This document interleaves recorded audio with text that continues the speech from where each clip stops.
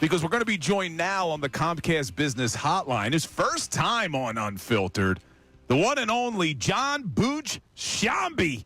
What's up, John? How you guys doing? What's happening? I called you John. What do you prefer? You prefer John or you like the nickname? Oh, John works just fine. I'm good, I promise. I don't want to insult you by not calling you by your nickname, but sometimes I do that with people. I'll shorten their names. I'll call them nicknames. My wife's like, you don't know them well enough yet. It's all good. To be able to do that. It's all good. Well, let me ask you, because you got a different perspective than we do. We live with this team night in and night out. You got more of a national perspective. You know the Chicago Cubs really well. From the outside looking in at the Philadelphia Phillies, where do you view them in terms of the National League? I think they're one of the best teams in the National League. I think when the Phillies are at their best, they're probably as good as just about any team shy of the Dodgers. But they're really good. And I have a feeling Dave Dombrowski is going to be active at the trade deadline. And, they're in a stretch right now where they're playing much better. So, I mean, in the overall, I would be pretty happy with where they are, especially when you consider, they've done what they've done without Alvarado, without Harper, without Nola for such an extended stretch. Yeah, when you look around the league, you just brought up that Dave Dombrowski is going to be active. Do you feel like, because obviously bullpen is a big part of this, but we noticed when the Mets were in here that they need bullpen help too. Do you notice everybody? Yeah, and how much is that going to bring up all the price tags for these relievers that are out there? Yeah, I don't know how that'll end up working. Most of these teams are pretty disciplined in terms of what they're willing to give and not give. It does feel like everybody kind of needs the same thing. There are teams that need a right-handed bat. They need a reliever. A few teams need a legit front of the rotation starter. The Phillies don't need that. I think that there's probably more teams needing relievers than there are quality relievers to go around. The only thing that I would say is this. When you contemplate relievers and the trade deadline and what you're talking about, you're basically asking a guy to come and pitch for you 25 times in a single inning increment.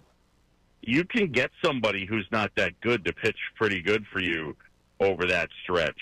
So I think that it's not just about getting a really good guy. You might get lucky and find someone that just pitches really well for you. So, I would advocate, if you think you need bullpen help, making moves and, trying to get elite level guys, but also taking flyers on guys that you think, might be able to put together good stretches. So it does seem like most teams need help in that department, and more teams need help, I think, than there are going to be available quality relievers. And one of the things that Dave Dombrowski has recently said about this Phillies team is that because they have so many starting pitchers, they may be able to move one or two of them to the pen come October. When you look at this starting rotation for the Phillies, who do you see that could maybe go into the pen and be effective? I don't know their personnel quite well enough to know whether,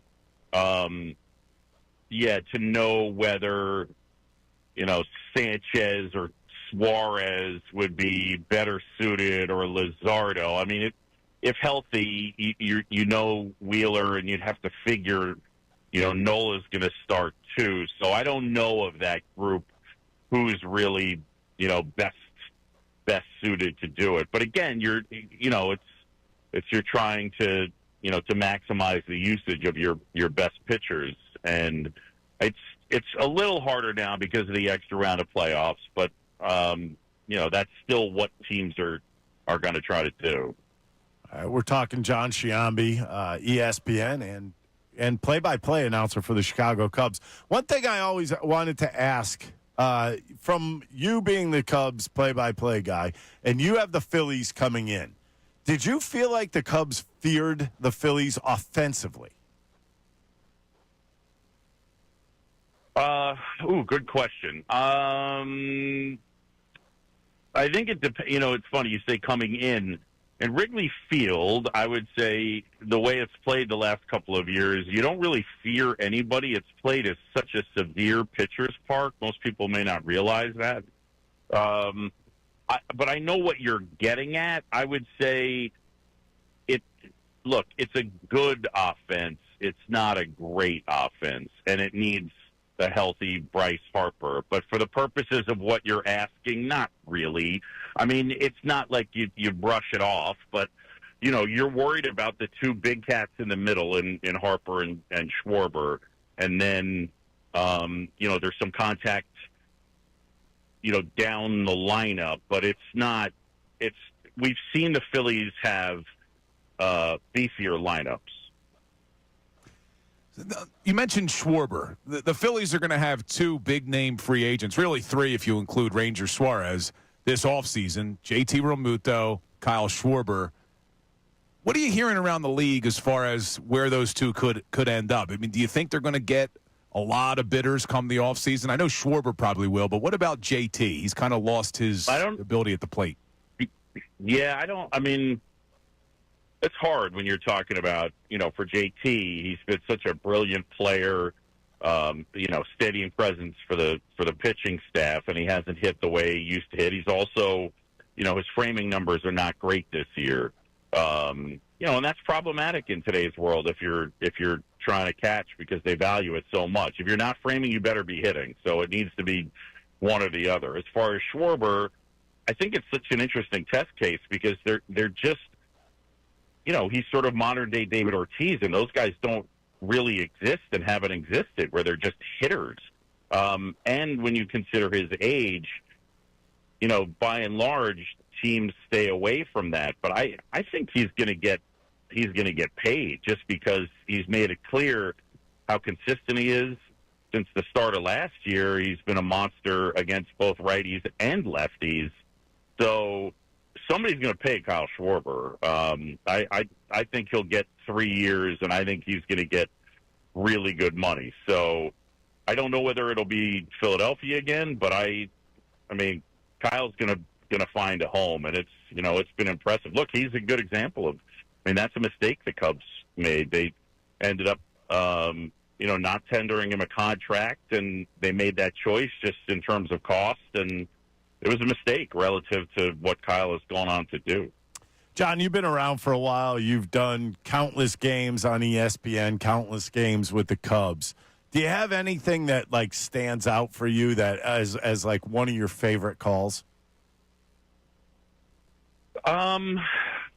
It's a good question. I mean, one of the things I would say that historically that I was delighted to get a chance to do was I was on the national radio call for Halliday's no-hitter in the playoffs, and that was pretty cool. I mean, especially as a kid who was born in Philadelphia watching the Phillies, that was pretty special to watch him. And honestly, I remember it really well because I've gotten to call a bunch of no-hitters, but that was one of really the only ones that after about 3 innings, I was like, wow, he has a really good chance to throw a no-hitter. He was just that dominant that day. So that would certainly be up there.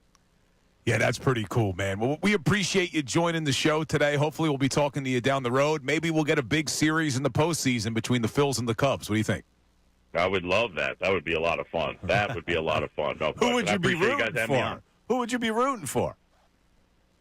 I might be calling it, so we wouldn't be rooting for anybody. We'd just be playing it right down the middle. That's a good move. Good answer. Thanks, John. We appreciate it. That was John Sciambi from ESPN Radio, play-by-play for the Chicago Cubs, joining us on the Comcast Business Hotline. What's up, everybody? It's Bill Colarulo from Unfiltered with Ricky Bo and Bill Colarulo. Thanks for watching. Make sure you're subscribed to our YouTube channel because we post a ton of content. It's not just what you hear on air. We're posting content all day long. We do some things before the show, after the show, even stuff during the show. So subscribe, do whatever you got to do. We got all this content coming to you every single day.